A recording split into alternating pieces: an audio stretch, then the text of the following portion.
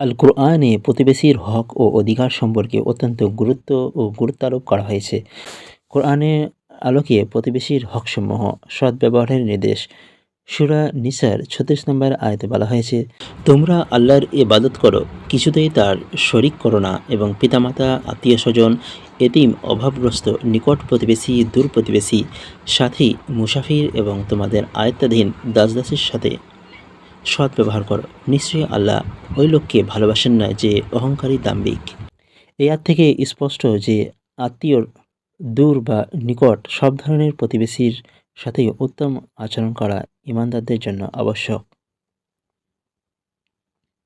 যে ব্যক্তি আল্লাহ ও পরকালের ওপর ঈমান রাখে সে যেন প্রতিবেশীর কেউ কষ্ট না দেয়। যার অত্যাচার বা অনিষ্ট থেকে প্রতিবেশী নিরাপদ থাকে না, সে মুমিন হতে পারে না। প্রতিবেশীর সাথে সম্মানজনক আচরণ করা ঈমানের অংশ। প্রতিবেশী ক্ষুধার্ত থাকলে তার খোঁজ খবর নেওয়া এবং সাহায্যের হাত বাড়িয়ে দেওয়া উচিত। প্রতিবেশীর উপহার ও হাদিয়াকে তুচ্ছ মনে না করা, প্রতিবেশীর সাথে সদ্ব্যবহার করা, তাদের কষ্ট না দেওয়া এবং বিপদে পাশে দাঁড়ানো ইসলামের অন্যতম প্রধান সামাজিক ও নৈতিক দায়িত্ব।